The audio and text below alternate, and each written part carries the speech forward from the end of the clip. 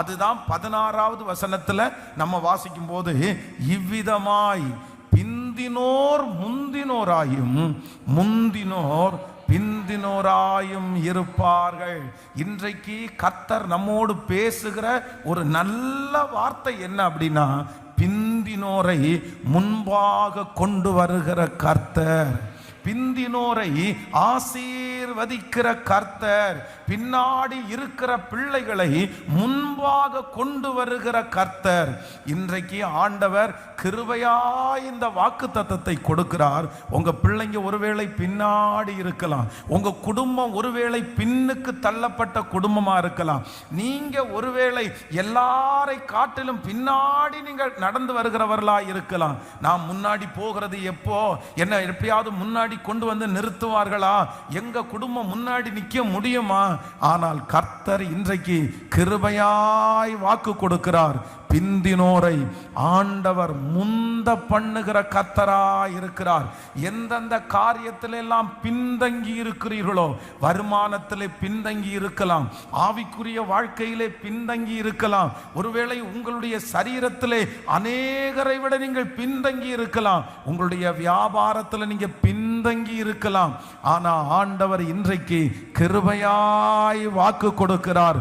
வெகு சீக்கிரத்திலே பிந்தி இருக்கிற உங்களை, பின்னுக்கு இருக்கிற உங்களுடைய குடும்பத்தை, லேட்டா வந்து கொண்டிருக்கிற உங்களுடைய குடும்பத்தை, காலதாமதமாகி வந்து கொண்டிருக்கிற உங்களை, பல ஆண்டுகளாக முந்த முடியாமல் போராட்டத்தோடு இருக்கிற கர்த்தருடைய பிள்ளைகளை கர்த்தர் உங்களுடைய கரத்தை பிடித்து, வேதம் நன்றாய் சொல்லுகிறது, நான் உங்களை முந்த பண்ணுவேன் என்று கர்த்தர் வாக்கு கொடுக்கிறார். நம்புறவங்க கரங்களை முழுவதுமாய் முழு மனதோட தட்டி ஆமேன். பிந்தினோர் முந்தினோராயும், ஆமேன். பிந்தினோரை உற்சாகப்படுத்தி முந்த பண்ணுகிற கர்த்தர். ஓட்ட பந்தயத்திலே உங்களோடு கூட ஓடுகிற அநேகம் பேர் வேகமாய் ஓடுகிறார்கள், பலனாய் ஓடுகிறார்கள். உங்களை தாண்டி பல மைல் தூரம் அவங்க ஓடிட்டாங்க. அவங்கள முந்தி போறது அப்படின்றது கூடாத காரியம். ஏன்னா ஒரு எல்லைக்கு மேல அவங்க முன்னாடி போயிட்டாங்க. ஒரு 10 மீட்டர் 5 மீட்டர் இடைவெளியோட ஓடி இருந்தா ஒருவேளை சொல்லலாம், இல்ல நான் கொஞ்சம் பூஸ்ட் ஆயிட்டேன்னா அவங்க முன்னாடி நான் ஓடிடுவேன். ஆனா உங்களுடைய குடும்பம், நீங்கள் ரொம்ப பின்னாடி ஓடி கொண்டிருக்கலாம். ஆனா கர்த்தர் வேதம் நமக்கு ரொம்ப அழகாய் சொல்லுகிறது, பிந்தினோரை முன்பாக கொண்டு வருகிற கர்த்தர். ஆண்டவருடைய வருகை தாமதிச்சா வருகிற ஆண்டு இந்த சத்தத்தை கேட்கிற அநேகம் பேருடைய குடும்பத்தை கர்த்தர் அந்த சொந்தங்களுக்கு முன்னாடி ஆண்டவர் கொண்டு வருவார். அந்த தெருவில் எத்தனை பேர் இருந்தாலும் கர்த்தர் உங்களை முன்பாக கொண்டு வருவார். கடைசி பிள்ளைகளையும் முந்த பண்ணுகிற கர்த்தர். விசுவாசிக்கிறவங்க ஆமாப்பா எங்களுக்கு அந்த காரியத்தை கர்த்தர் செய்ய போகிறதற்காக ஸ்தோத்திரம், ஆமென். எங்களை முந்த பண்ணுகிற தேவன், எங்களை முந்த பண்ணுகிற தேவன் எங்களோடு இருக்கிறதற்காக ஸ்தோத்திரம். ஹல்லேலூயா. ஆண்டவருடைய பிள்ளைகளே, இந்த வேத வசனத்தை நான் தியானிக்கும் போது வேதத்துல ஒரு சில முந்த பண்ணின அப்படின்னா முன்பாக கொண்டு போய் நிறுத்தின சில சம்பவங்கள் எனக்கு ரொம்ப ஆச்சரியமா இருந்துச்சு. அதை நம்ம வாசித்து நம்ம ஜெபித்து முடிக்க போறோம். முதலாவதாக நம்பர் 1 சாமுவேலின் புஸ்தகம் 30ஆம் அதிகாரத்தினுடைய 21வது வசனத்தை நம்ம வாசிக்க போகிறோம். 1 சாமுவேல் 30ஆம் அதிகாரத்தினுடைய 21வது வசனத்தை சேர்ந்து வாசிக்கலாமா? 30ஆம் அதிகாரம் 21 வாசிக்கலாம்.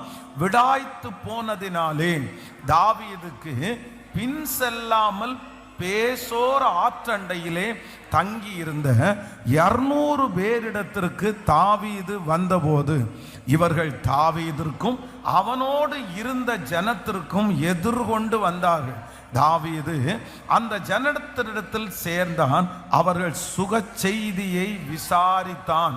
அப்பொழுது தாவீதோடு நடந்து வந்த மனுஷரில் பொல்லாதவர்களும் பேலியாளின் மக்களுமாகிய எல்லாரும் அவர்கள் எங்களோடே வராதபடியினால் நாங்கள் திருப்பி கொண்ட கொள்ளை உடைமைகளில் அவர்களுக்கு ஒன்றும் கொடுக்கப்படுவதில்லை.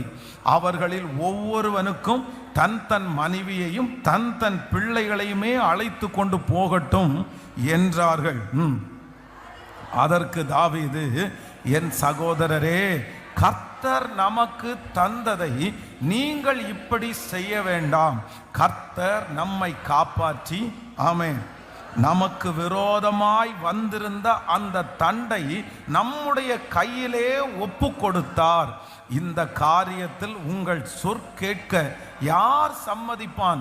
யுத்தத்திற்கு போனவர்களின் பங்கு எவ்வளவோ அவ்வளவு ரஸ்துக்கள் அண்டையில் இருந்தவர்களுக்கும் பங்கு வீதம் கிடைக்க வேண்டும். சரி பாகங்களாக பங்கிடுவீர்களாக என்றான். ஆமென். ஆண்டவருடைய பிள்ளைகளே, இந்த இடத்துல என்ன நடக்குது அப்படின்னு சொன்னா, தாவீதும் அவனோடு கூட சேர்ந்த கிட்டத்தட்ட 600 பேரும் என்ன பண்றாங்க அப்படின்னு சொன்னா, அவர்கள் தன்னுடைய மனைவி தன்னுடைய பிள்ளைகளை விட்டுவிட்டு அந்நிய ராஜாவாகிய ஒரு ராஜாவுக்கு அவர்கள் யுத்தத்திற்காக அவங்களுக்கு சப்போர்ட் பண்றதுக்காக போறாங்க. அங்க போகும்போது என்ன நடக்குது அப்படின்னு சொன்னா, அந்த ராஜாவுடைய பிரதானிகள் இல்ல, தாவீதும் அவனுடைய ஆட்களும் எங்களோட கண்டிப்பா வரக்கூடாது. ஒருவேளை அவங்க யுத்தம் நடந்து கொண்டிருக்கும் போது அவங்க நமக்குள்ளேயே நம்ம பகையை வச்சு நம்மளை கொன்னுட்டாங்கன்னா நம்ம ஒன்றும் பண்ண முடியாது.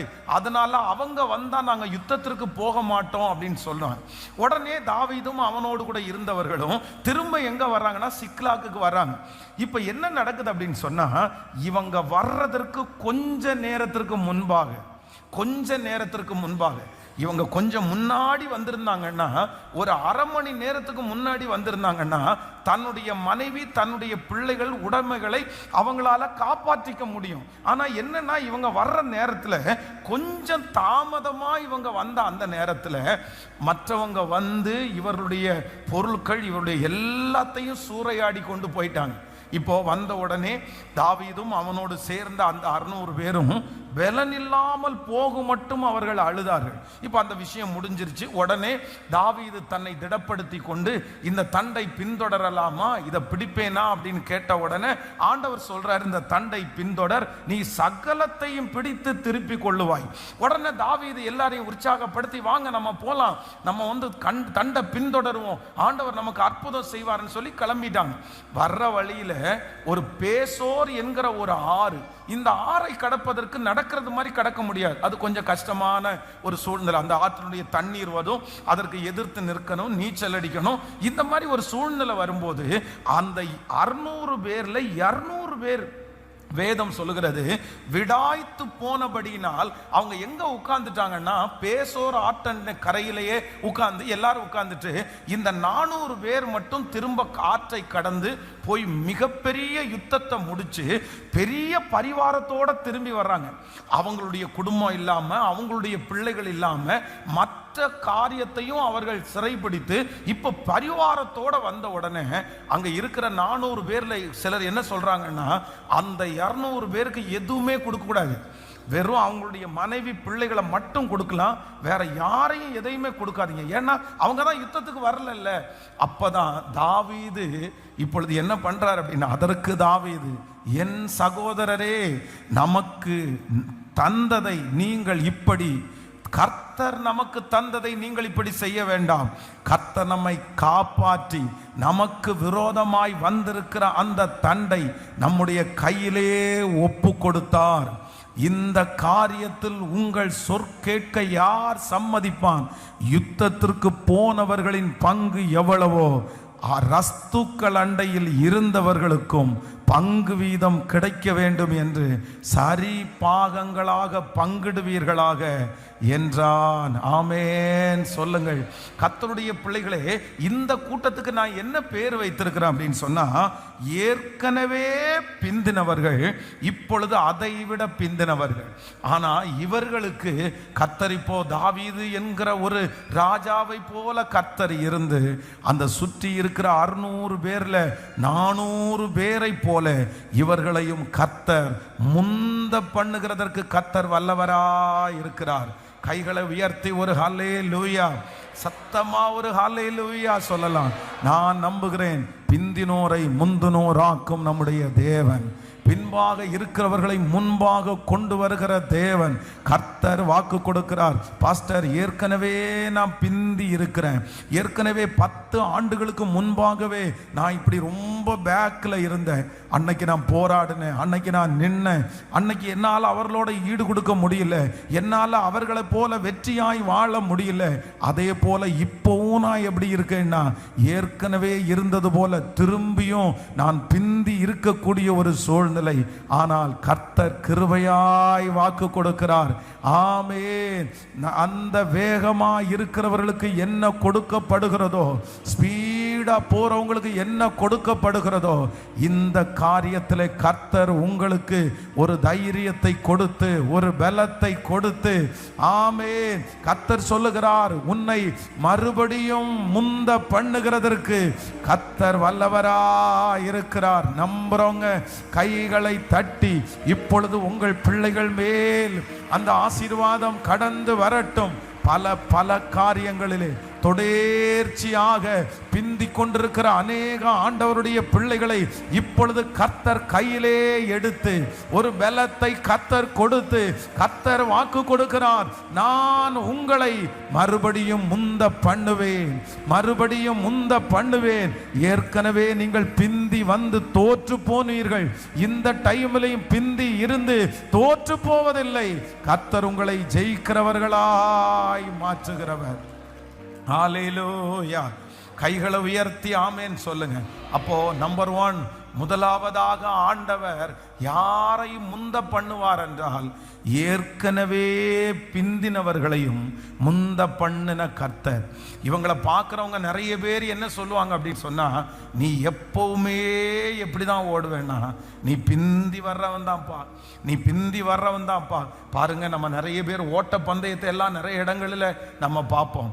சிலர் மட்டும் பாருங்க, அவங்களால ஓட முடியாததுனால எப்போ பார்த்தாலும் அவங்க எப்படி தான் வருவாங்கன்னா பின்னாடியே ஓடி வருவாங்க. அவங்களுக்கு முந்துறது அப்படின்றது வராது. இங்கே தாவீது இந்த இடத்துல அப்படிதான். இதுல ஒரு ரொம்ப அழகான ஒரு விஷயம் இருக்குது. ரஸ்துக்கள் அண்டையில் இருந்தவர்களுக்கு, ரஸ்துக்கள் அண்டை அப்படின்னா ஏற்கனவே உங்களுக்கு சொல்லி இருக்கிற இந்த 100 நாள் ஜெபத்துல இவங்க யுத்தத்திற்கு போகும்போது அந்த பொருட்களை எல்லாம் இவங்க பக்கத்துல வச்சுட்டு போனாங்க பாருங்க. இந்த ஒரு விஷயத்தை மட்டும் தாவீது காரணமா கொண்டு வந்து, இந்த ஒரு நல்ல விஷயத்தை காரணமா கொண்டு வந்து, நம்முடைய பரிசுத்த ஆவியானவர் சில நேரத்தில் நம்ம முந்துறதற்கு எந்த விதமான தகுதி இல்லைன்னாலும் எங்கேயாவது ஒரு இடத்துல ஏதாவது ஒரு நீதியை நமக்காக மற்றவர்களுக்கு முன்பாக சொல்லி நம்மளை எப்படியாவது முந்த பண்ணணுன்றதுல நம்மை நடத்துகிற ஒரு தேவன், முந்த பண்ணணுன்றதுல கரிசனை உள்ள தேவனாகிய கர்த்தர். ஆமென். உங்களை சுற்றி இருக்கிறவர்கள் நீங்கள் முந்துகிறதற்கு உங்களுக்கு எதுவுமே இல்லை, உங்களுக்கு ஒண்ணுமே கொடுக்க முடியாது அப்படின்னு 10 பேர் 20 பேர் உங்களுக்கு விரோதமாய் எழும்பினாலும் கர்த்தராகிய ஆண்டவர் தேடுகிறார், உங்களிடத்தில் இருக்கிற நன்மைகளை தேடுகிறார். சத்துரு உங்களுக்கு விரோதமாய் இந்த நன்மையை இவனுக்கு கொடுக்க கூடாது, இந்த உயர்வுக்கு இவன் பாத்திரமான அல்ல, இந்த வெற்றிக்கு இவன் பாத்திரன் அல்லன்னு சத்துரு குற்றப்படுத்தும் போது ஆவியானவர் உங்களிடத்திலே இருக்கிற நன்மைகளை கர்த்தர் தேடிக் கொண்டிருக்கிறார். நீங்கள் செய்த நன்மைகளை எல்லாம் இந்த உலகமும் சத்துருவும் உங்களிடத்திலே இருக்கிற தீமையை பார்த்து உங்களை உட்கார வைக்கும் போது பரிசுத்த ஆவியானவர் நீங்கள் ஜெபித்த ஜெபம், நீங்கள் விட்டு கொடுத்தது, நீங்க செஞ்ச நன்மையை தேடி தேடி பார்த்து ஏதாவது ஒரு விதத்தில் அவர்களுக்கு நிகராய் ஓடும்படியாய் நம்மை கொண்டு வந்து நிறுத்துகிறதுல தீவிரம் காண்பிக்கிறதற்காய் அப்படிப்பட்ட ஒரு நல்ல தேவன் நமக்கு கிடைச்சதற்காக கரங்களை எல்லாரும் மேல தட்டி ஆமென் ஸ்தோத்திரம். நன்றியப்பா. ஜெயம் கொடுக்கும் தேவனுக்கு கோடி கோடி ஸ்தோத்திரம். வாழ்வழிக்கும் இயேசு ராஜாவுக்கு வாழ்நாளெல்லாம் ஸ்தோத்திரம் பாடுவோம். ஜெயம் கொடுக்கும் தேவனுக்கு கோடி கோடி ஸ்தோத்திரம்.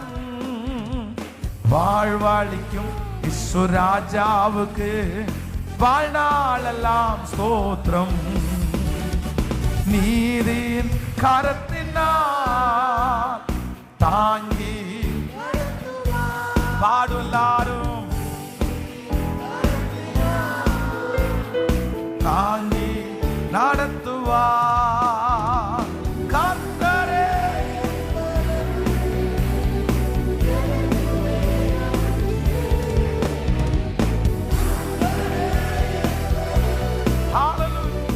எதற்குமே கைகளை மேல தட்டி ஜெயம் கொடுக்கும் தேவனுக்கு கோடி கோடி ஸ்தோத்திரம்.